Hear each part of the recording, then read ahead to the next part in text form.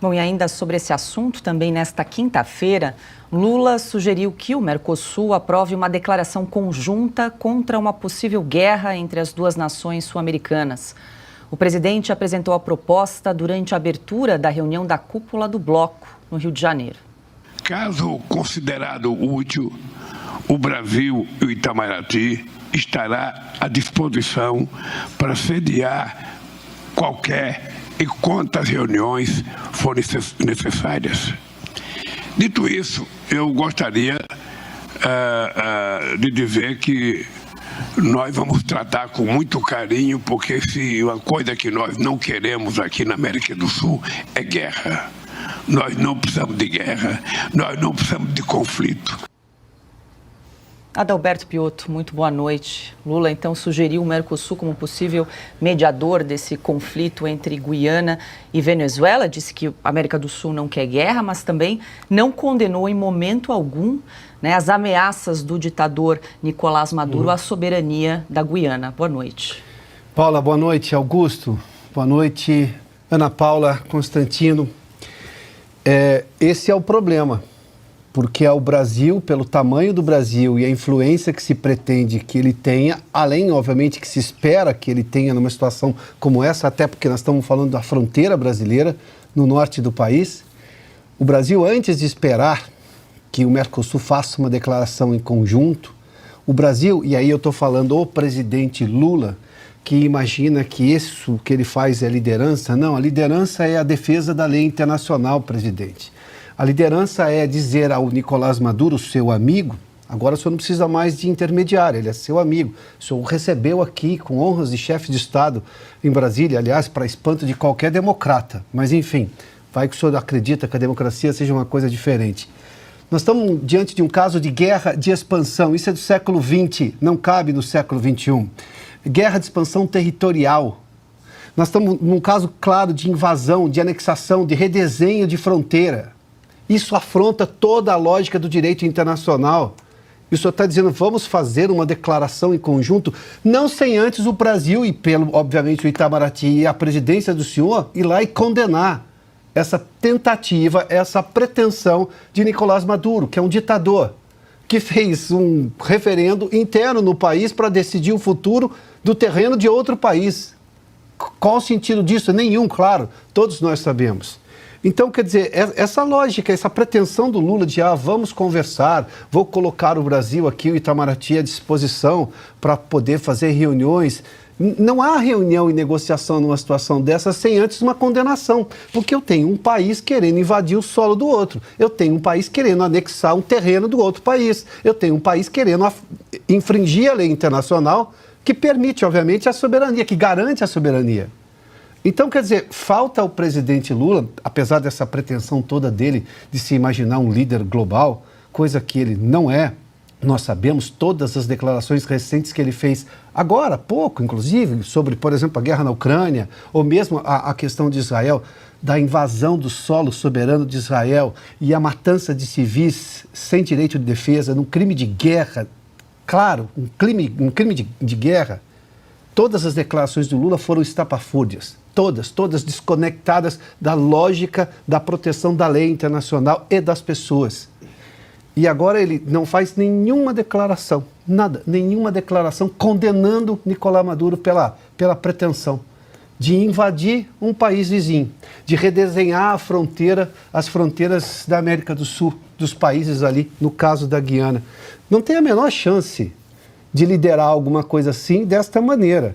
Aliás, tem criado, inclusive dentro das Forças Armadas brasileiras, o silêncio do Lula em não condenar o Nicolás Maduro tem gerado um desconforto, obviamente, porque se por um acaso houver invasão do território nacional numa situação como essa, independentemente de as pessoas gostarem ou não, tudo que aconteceu no dia 8 de janeiro, e eu tenho um cuidado de não misturar a entidade Forças Armadas e o que aconteceu por decisão de alguns oficiais ali, serão soldados brasileiros que terão que proteger o território nacional. Mas com o presidente Lula, que tem uma dificuldade gigantesca em condenar um ditador que aprovou um referendo dentro de uma lógica de ditadura, que isso aí não tem valor nenhum, de que quer invadir o outro país e retomar uma parte do que ele julga ser seu, lá do século XIX ainda, da colonização espanhola. Sem essa condenação, o que o presidente Lula está propondo é simplesmente pífio.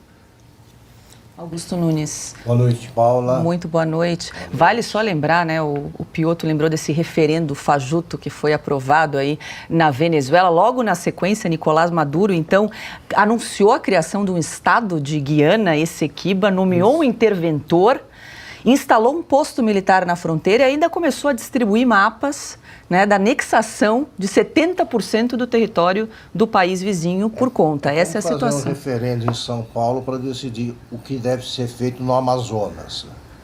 Mesma coisa. Boa noite, Paula. Boa noite. Augusto, só um minutinho que eu acho que o seu microfone... Vamos ver aqui. Está todo mundo ouvindo? Estão me ouvindo? Consta, só para a gente fechar aqui, enquanto a gente ajusta o microfone do Augusto, quero te ouvir em relação aí a essa fala do Lula, dizendo que não quer guerra, mas silenciando em relação às atitudes aí do Nicolás Maduro, ditador aqui da Venezuela. Paula, eu outro dia resumi a esquerda lulista da seguinte forma: criar falsas equivalências morais para poder defender aquilo que não presta. É o que eles fazem em Israel, né, com o Hamas, é o que eles fazem na Ucrânia com a Rússia, e é o que eles estão fazendo agora. Quer dizer, o Lula já tinha falado antes, né? Espero que ambos possam ter juízo. O que a Guiana tem a ver com a história?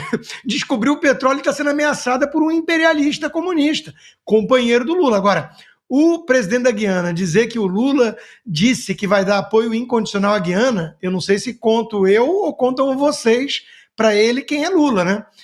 O Lula é assim com o Maduro. Outro dia estava o editorial do Estadão lembrando disso e pedindo para o Lula convencer o seu velho companheiro de não invadir, né? Porque tem alguma influência.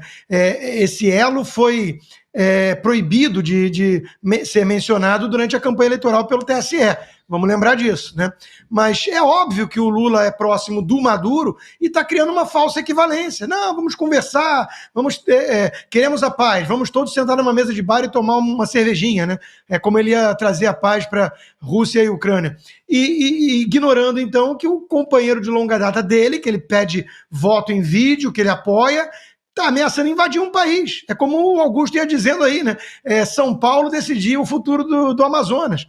Né? É uma loucura. Qualquer um sabe que isso é imperialismo do século passado e datado e mofado. Mas é exatamente o que quer Maduro, por petróleo, né? Por inveja também, porque a Guiana deixou a prospecção e a produção na mão de empresas privadas e está sendo muito mais eficiente do que a Venezuela, cuja PDVSA já chegou a produzir mais de 3 milhões de barris por dia e hoje é uma fração disso por conta do socialismo corrupto. E ele está de olho no petróleo dos outros, né? É o que a esquerda faz sempre, né? Espera o outro produzir riqueza e dá um jeito de querer meter a mão depois. Agora sim, Augusto Nunes. Estou sendo ouvido? Boa noite. Boa noite, Paula, nossa chefe. Boa noite, meu amigo Piotto. Grande Constantino, minha parceira Ana. Boa noite a você que nos acompanha. Olha, essa história é um exagero até para os padrões venezuelanos. É inacreditável o que está acontecendo. Vamos começar aqui pelo Lula, a atitude dele. Ele se mete no conflito, como já dissemos aqui, vale repetir, na invasão, o que foi a invasão da Ucrânia pela Rússia, ele chama de uma guerra que se um não quer, dois não brigam. A Guiana não disse nada, não fez nada, não quer guerra, é um país de 800 mil habitantes, a população inferior a 1 milhão, o outro é muito mais populoso, é um país que tem praticamente uma polícia, não tem nem exército. O exército venezuelano provavelmente já é o mais... E o Maduro não teria nenhuma reivindicação a fazer se não houvesse petróleo em Essequibo. A Venezuela precisa desse dinheiro. O exército do Maduro faz o que ele quiser, porque é um exército corrompido que não vive nenhum dos problemas impostos aos milhões de venezuelanos que tiveram de abandonar o país. Ganham bem, são leais ao governo porque são corruptos também. Então está formado aí um quadro perigoso. E o Lula, com um telefonema, resolveria isso, já que são tão amigos. O Lula trouxe com honras de chefe de Estado para a posse, como lembrou o Maduro. A Dilma e o Maduro trocaram juras de amor frequentes. Caso bonito, até. O Brasil, a parceria entre o Brasil e a Venezuela é vergonhosa para o Brasil, porque a Venezuela faz o que quer, inclusive aplicar um tremendo calote na história daquela refinaria Limicil, uma coisa dessas. Deu um calote de 20 bilhões no Brasil, o Brasil está quieto. Agora, é uma pena, né, que a ONU não funcione. Se existisse a ONU, não precisaria do que a Ana chamou corretamente de polícia do mundo. Os Estados Unidos salvaram vários países, mas não pode desempenhar esse papel permanentemente. Só que agora tem uma circunstância aí que o Costa mencionou. Quem descobriu essa jazida enorme de petróleo foi uma empresa americana. O Maduro vai ter de confiscar o que, pela lei, pertence claro, à Guiana e a uma empresa americana. Como é que fica?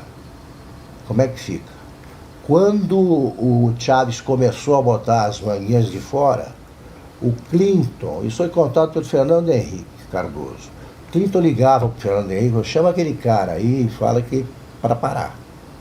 Bastava um telefonema, o Chávez ia para Brasília rapidinho, e o presidente brasileiro dizia, olha, os Estados Unidos não estão gostando, é melhor recuar. E ele obedecia. O Lula, esse é parceiro. Agora ele não está vendo que o que pretende o Maduro é uma expropriação de um território pertencente a outro país, tão legítima quanto as alegações do Hitler para incorporar os países que incorporou no começo da guerra, da Segunda Guerra Mundial. É a prepotência do mais forte, é a certeza de que o continente não reagirá. Então é uma situação complicada, o Brasil está prestes a fazer outro papel vergonhoso e, de novo, a esperança está nos americanos. É isso. Porque o Maduro precisa de dinheiro e essas reservas de petróleo são muito grandes. Então há um bandido querendo tomar um pedaço enorme, 2/3, do território, de um país pacífico que trabalha em sossego, não tem exército e tem tudo para se transformar num país rico por essas reservas. A Venezuela quer para elas. É esse o quadro.